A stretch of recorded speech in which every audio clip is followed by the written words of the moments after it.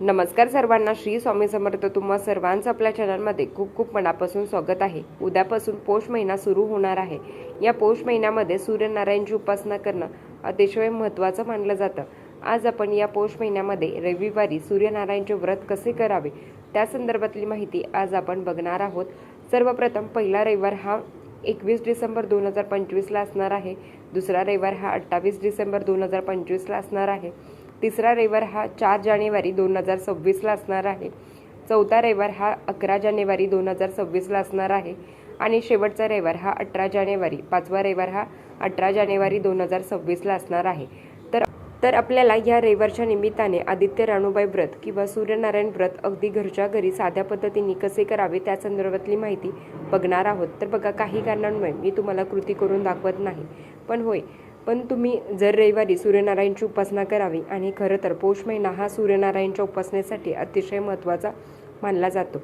आणि याचं अवचित साधून ज्यांच्या पत्रिकेतला सूर्य जर कमजोर असेल किंबहुना आपल्या सूर्य मजबूत करायचा असेल तर पौष महिना अतिशय महत्त्वाचा मानला गेला आहे. तर नोकरी संदर्भात जर अडचणी असेल तर नक्कीच या पौष महिन्यामध्ये अगदी जेवढे तुमचे रविवार जातील तर तेवढे तुम्हाला रविवारचं व्रत करायचं आहे. सर्वप्रथम सकाळी लवकर, या व्रताचे काही नियम आहेत. सगळ्यात आधी तर सकाळी लवकर उठायचं, ब्रह्मचर्याचं पालन करायचं असतं. तर आपल्याला दिवसभर आणि ब्रह्ममुहूर्ताच्या आधी तुम्ही उठायचं असतं, आंघोळ वगैरे करायची असते. त्यांची काहीतरी जी तुम्हाला स्क्रीनवर दिसत आहे साधी मांडणी करायची असते. तर ही मांडणी तुम्ही पूर्वेला तोंड करून घरातही करू शकता किंवा तुम्ही तुमच्या गच्चीवरही करू शकता. कारण ती जी मांडणी आहे ना, तर ती सूर्यदेवाने बघितली पाहिजे. आणि आपल्या घरात जिथे सूर्यकिरण येतात मग तिथे तुम्ही मांडणी करू शकता.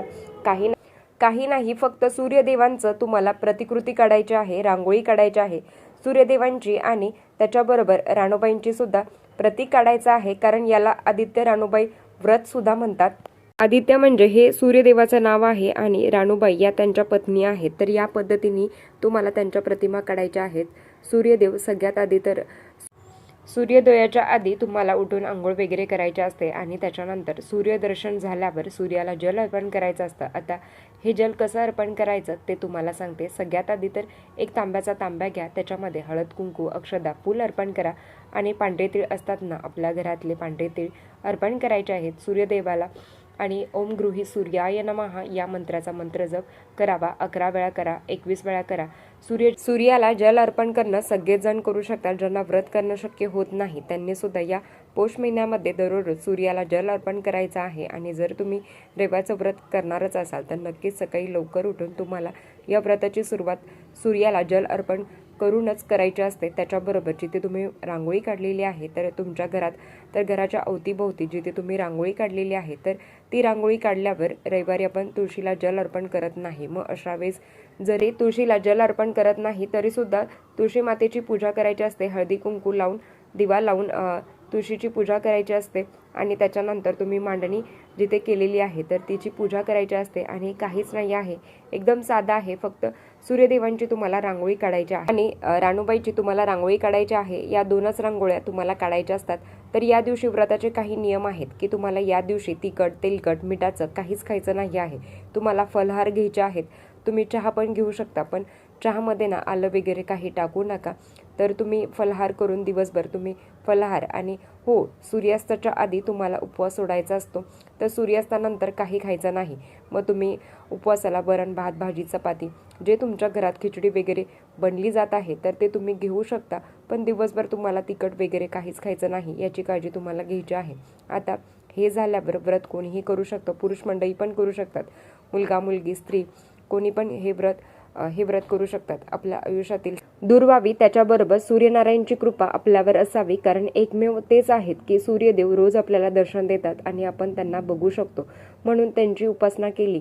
आणि कुंडलिकेतला केतू सूर्य जरी बलवान असेल तरी आपल्या आयुष्यातील अडचणी याच्यामध्ये सगळ्यात महत्त्वाचं आहेत की नोकरी समस्या जर असेल किंवा प्रमोशन व्हावं याच्यासाठी सुद्धा तुम्ही हे सूर्यनारायणचे व्रत करू शकतात. नक्कीच तुम्हाला चांगला अनुभव येईल. आता ज्या पद्धतीने आपण सुगड पूजा करत असतो, नारायणाला आपण नैवेद्य पौष महिन्यामध्ये तीळ आणि गुळ याचं खूप महत्त्व आहे. प्रत्येक रविवारी तुम्ही तीळ गुळ याचा नैवेद्य सूर्यनारायणाला अर्पण करावा. नंतर मग तो सगळ्यांनी तुम्ही प्रसाद म्हणून खाऊ शकता. ताई, मांडणी केली तरी चालते का किंवा नाही केली तरी चालते का? की या पौष महिन्यामध्ये रविवारी सूर्याला त्यांची कहाणी ऐकवायची असते आणि मेन म्हणजे मांडणी पण करायची असते, कारण ते सूर्यदेव बघत असतात. आणि मांडणीला खूप काही खर्च नाही आहे, रांगोळी आहे, लाल वस्त्र तुम्हाला लागणार आहे, त्याच्यावरच ती तुम्हाला रांगोळी काढायची आहे. आपल्या घरात जेवढी जागा आहे, जिथे ऊन येतं ना, तर तिथे तुम्हाला ही रांगोळी काढायची आहे, हरकत नाही. आता ज्या पद्धतीने आपण सुगड पूजा करत असतो त्याच्यामध्ये बऱ्याच वेळा मग वटाणे येतात किंवा मग ऊसाचे तुकडे येतात किंवा गव्हाच्या लोंब्या येतात. हे जर तुमच्याकडे उपलब्ध असेल ते सुद्धा तुम्ही नैवेद्याला अर्पण करू शकता, तिथे तुम्ही ठेवू शकता. नाहीतर मग फक्त तांदूळ आणि वांग, जे भरीत वांग असतं याला खूप महत्त्व आहे, तांदूळ डाळ आणि वांग हे सुद्धा तुम्ही तिथे नैवेद्याला भरपूर असं वाटीभर तांदूळ वाटीभर डाळ तुम्ही तिथे ठेवू शकता, नैवेद्याला अर्पण करू शकता. तर आणि तेच तुम्ही दान करू शकता, कारण रविवारी दानाला खूप महत्त्व आहे. सूर्य उपासनेमध्ये दानाला महत्त्व आहे. मग तुमच्याकडून अन्नदान तुमच्याकडून होत आहे, मग यथाशक्ती आपण जर रविवारी जे सूर्यनारायणाला जे आपण तांदूळ आणि डाळ अर्पण केलेली आहे तर ते तुम्ही यथाशक्तीनंतर ज्यांना गरज आहे गरजूंना ते तुम्ही दान करू शकता. या पद्धतीने जर रविवारी आदित्य रानूबाई व्रत करायचं असतं मग याची मांडणी मी तुम्हाला ज्या पद्धतीने सांगितलेली आहे तशीच करायची. ब्रह्मचर्याचं पालन करायचं, घरात कोणीही मांसाहार करणार नाही याची काळजी घ्यायची, कारण तुम्ही व्रत करणार आणि रविवार म्हटलं तर मांसाहार होतो. मग अशा वेळेस त्या व्रताला काहीच अर्थ नाही आहे. म्हणून काही नियम आहेत तुम्हाला पालन करायचे आहे. त्याच्याबरोबर या दिवशी ब्रह्मचर्याचं पालन करायचं आहे, कठोर शब्द बोलणार नाही याची काळजी घ्यायची आहे.